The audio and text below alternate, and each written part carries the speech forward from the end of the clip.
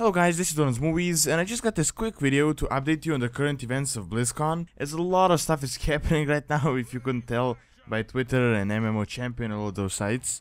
And BlizzCon barely even started with the opening ceremony. So I'll probably make a few videos that are BlizzCon related, so probably once they announce a bit more stuff, and when BlizzCon is over, so you can expect at least 3 or 4 videos. Alright, so as I said, a lot of exciting stuff has happened and is yet to happen, but I want to quickly summarize what happened so far. Now, I'm using some Hearthstone footage because of the obvious copyright reasons for the new footage, even though it will probably fit better with the video, as there is a lot of new footage.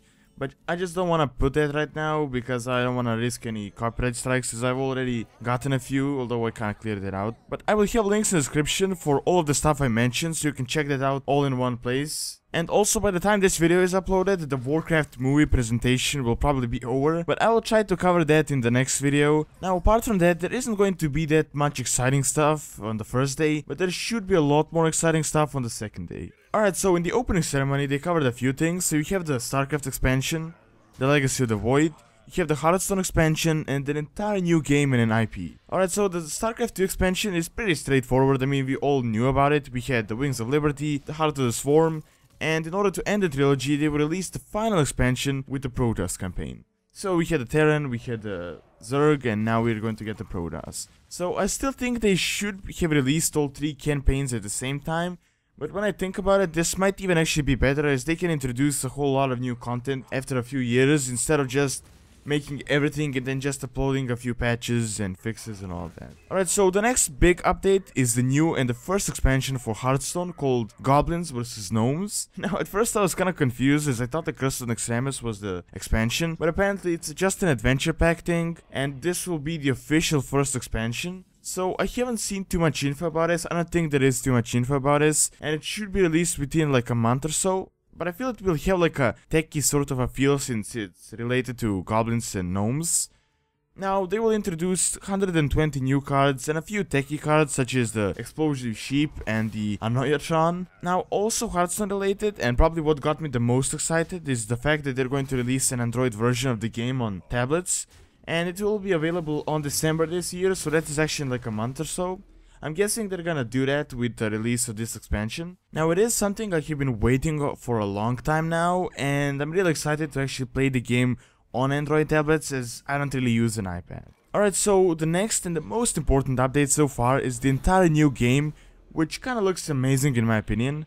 Now, the game is called Overwatch, and it is a futuristic team-based shooter set around 60 years in the future, and it's actually set on Earth, which is kind of surprising, as they usually have their own universes and all that. Now, at first I was kind of disappointed, since that you have so many like futuristic shooter games, like FPS shooters, but I kind of changed my opinion once I watched the trailer and the gameplay footage. Now, as I said, I can't use the footage in the video, but it is linked in the description if you want to check it out. So you have the actual trailer of the game, like the cinematic trailer, and the actual gameplay. Now, the game itself, graphics-wise, looks awesome, and you can tell it looks like a Blizzard game. You have the cartoonish style graphics mixed with realism, and all of that done in a very professional manner, so it is quite a Blizzard game. I mean, you can tell from like a playing that it's made by Blizzard. But honestly, graphics are not really what matters too much in a game like this, and almost everything is about gameplay. So if you didn't know, I'm quite an FPS fan, and I play a lot of FPS games such as Counter-Strike, Battlefield, Red Orchestra, Heroes and Generals, and a few others, and I mostly prefer the realistic tactic-based games, and I tend to avoid games that are like super futuristic, have those lasers, shields, and take ages to like shoot someone. I kinda prefer the realistic games, but this game kinda surprised me quite a bit. Now, I haven't seen everything yet. I've only seen the gameplay trailer and some explanation they put on the website, so I can't really like give a review on the game. It might actually suck, but I hope it's not going to. I mean, it's still made by Blizzard, and so far they haven't really made a game that is actually bad. Now, it's quite similar to Team Fortress in a way, and the initial shooting scenes kind of made me disappointed again, as I thought it's going to just be a new futuristic deathmatch thing, but it actually looks quite a lot more than just that. Now, you have all sorts of different classes, such as tanks and defense, which is essentially a dwarf who can summon turrets, or someone who can summon traps. Now, we also have offense and support, and it's kind of the stuff that we've seen in other games, but it looks a lot improved, just like they did with the MOBA thing in Heroes of the Storm, and all the new improvements that they added to the actual genre.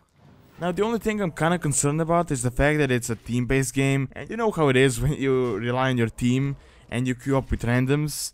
but it's still unknown how much you will depend on your team, so we're going to find it out in the future. Now, the beta for the actual game is coming out in 2015 and actually finished quite a big part of the game, so we can actually play it quite soon, judging that they only announced the game a few hours back. So that's pretty amazing, because usually when they announce a game you can only play it in like 2 or 3 years. All in all, it looks like a really great game, and I'm definitely excited to see the first official Blizzard FPS, as they haven't done any shooter games by now for the past 20 years, and I'm really excited to see what they can actually do with it, as they are kinda known to define the genre of games when they actually make a game related to that.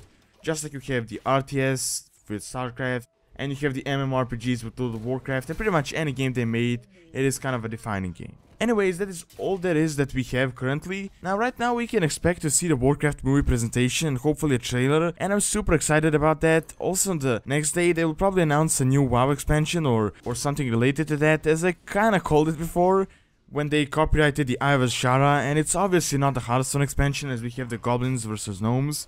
So we might get an actual Naga expansion quite soon, and they might fulfill their promise of an expansion per year, which is really exciting. So that is all there is for this update video. Now I'll try to make a few more covering the Blizzcon event, as there is a lot of more exciting information to come, so stay tuned for that. And also don't forget to like, favorite and subscribe, and check out my Twitch and TV stream, as I stream there a few times a week, multiple games, and you can also ask me all sorts of questions. Anyways, thanks so much for taking the time to watch this video, and see you next time.